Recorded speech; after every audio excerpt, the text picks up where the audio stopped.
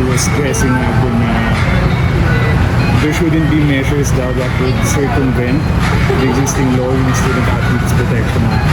And ang concern din po niya is parang it's about finding parang gray areas po ba kumbaga for that law. Would you say po na ganun yung stance or it's really more welfare-centric po from your end? Well,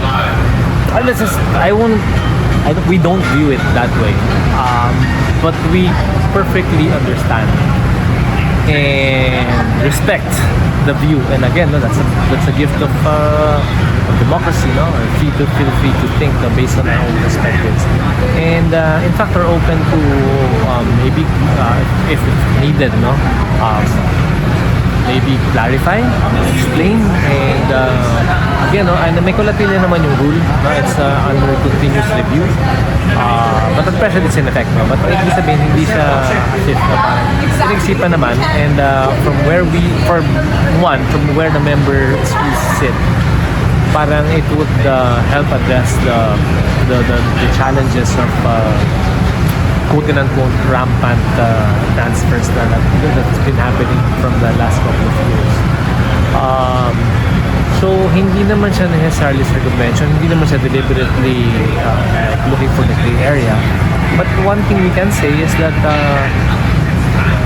we respect the law, and that's why we did not touch on residency. And there is a very big difference, no, when you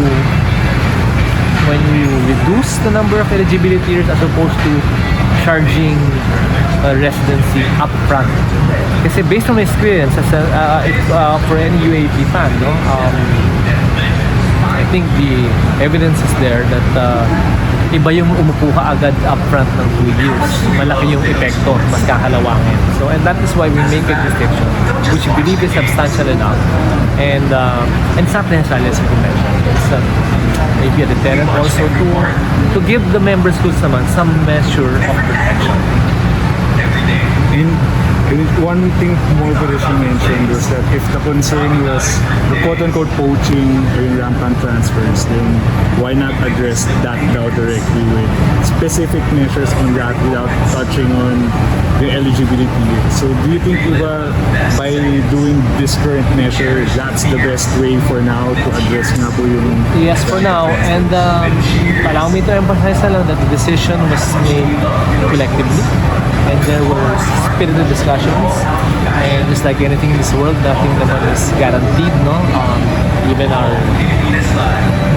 well-intentioned laws sometimes, you know, do not necessarily work the way we intended it to be. But study has been made, discussions were made, consultations were made from all the member schools, and for now, and that is why meron kaming disclaimer, not naman disclaimer, but kulatilla that we will continue to evaluate the measures. And yun naman ang commitment namin. Maganda rito, I keep on repeating, I opened the importance of open communications dahil literally, UP as host and with their president, Attorney Gigi Jimenez, committed naman then while expressing their reservations then on the said rule, we'll respect it. And if we need to sit down with the good senator, and then andun siya to help facilitate said discussions. Not necessarily in the context of a Senate investigation, no? Baka naman mapag-usapan eh. Diba? And discussion, oo. And again, depende, no? Baka naman mag-iba din ang pananaw ni Senator Pia. Kami din naman, baka umusto na konti. And we may come up with a even more win-win solution.